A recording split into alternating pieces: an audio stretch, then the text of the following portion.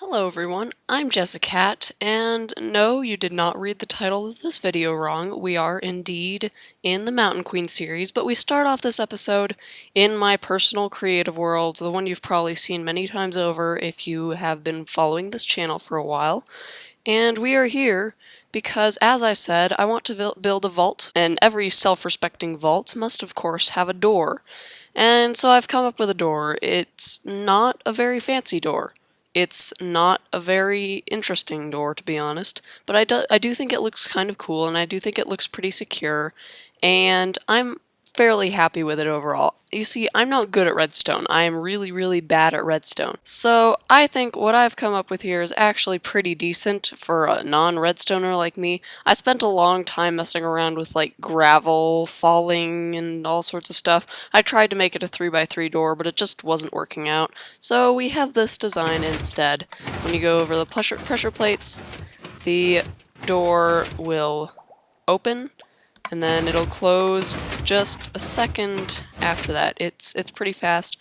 It actually fires twice, I believe, because I have an observer, and the observer goes off twice, but I don't really care. I believe I decided to use observers because otherwise there was an issue if you stood on it. I think it would close and then not reopen. So I think that's why I chose to use observers.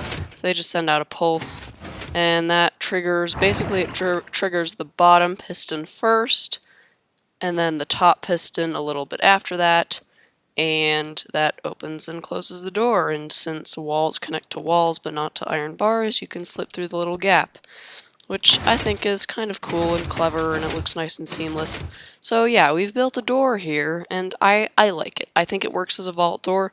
Plus, since we're on a survival single-player world, there isn't really a very big chance that somebody comes to steal our valuables, so I'm not too worried. Unless, you know, they forget to remove Herobrine from the game, then I'll be a little concerned, but until then, I'm not too worried about people breaking into the vault, even though the opening mechanism is right there in front of you.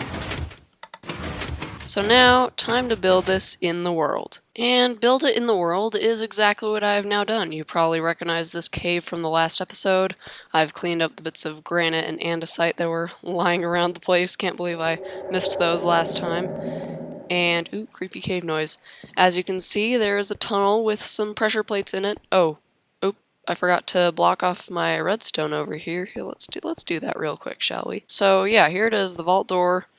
Oops, I meant to make this, I meant to make the torches symmetrical. This hallway is deliberately very plain. I'm hoping it'll feel like it's reinforced. Like, you know, this is the entrance to some bunker underground, you know? I'm hoping it'll feel like it's entering TNT-proof territory. Like, bomb-proof, you know? That's the feel I'm going for. So if we walk through, bam. Oops, there's a bit of cobblestone that I'll need to fix. I did experiment with having iron bars across here, across the whole 3 blocks, but I figured out that that actually wouldn't work, because let me show you. If you walk through here right now and whoops. What I was trying to show you is if you walk through here and you stop in the middle of the door for some reason, you get stuck in this block, but you don't really have a chance but to, like, hop out, and Minecraft for some reason like makes you jump as soon as you hit the edge of the block, so it's fine. You're fine. You can't actually get trapped in this, but when there were iron bars all the way across, you would get trapped in that layer and not be able to get out. I don't know why that is, but it does mean that for, you know, security reasons, I prefer to have it this way.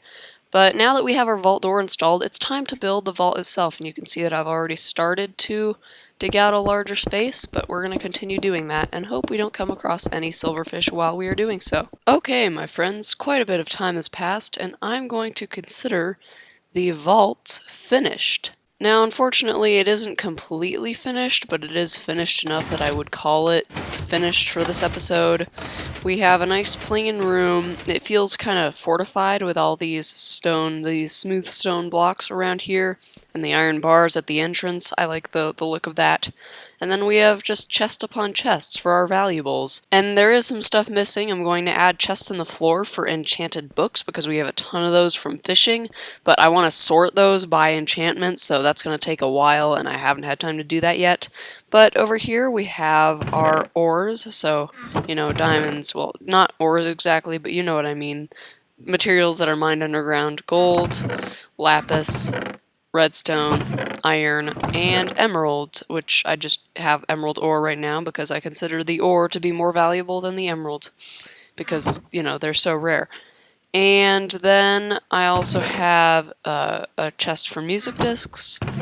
Then there's saddles, and this is all basically fishing loot, saddles and name tags, and I don't know why I would ever need tripwire hooks, but they're here if I do, I guess.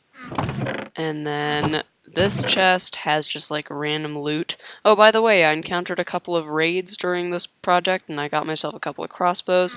I even got the old Betsy advancement, which is cool. But there's also the ominous banners. For some reason, these two don't stack. I don't know why.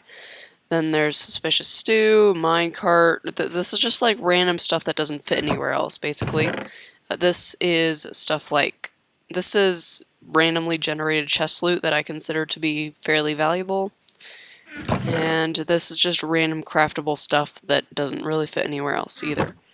So over here, guess what we're gonna have? Chests upon chests upon chests upon chests upon chests upon chests upon chests upon chests of fishing rods and bows. This is all the fishing rods and bows from my fish farm, and there's still a ridiculous amount of fish just sitting in a bunch of chests over there that I haven't moved over to this base yet, because what am I going to do with a bunch of raw fish? Like, I have so much cooked fish, I don't need any more raw stuff. But yeah, that's the vault finished, and I'm pretty proud of it. And a lot of time went into this episode that you didn't see. Moving these over, it took a lot of time. I had to run back and forth, back and forth, back and forth. It took a lot of running and a lot of time. So I'm sorry, but that's going to be it for today. I'm going to finish this project in the next episode, as well as build a skeleton farm. So I'm looking forward to that. Hope you are too. And I also might have a special episode coming up in this Mountain Queen world, but we'll see. We'll see how that goes. Thank you very much for watching, and I'll see you next week. Bye!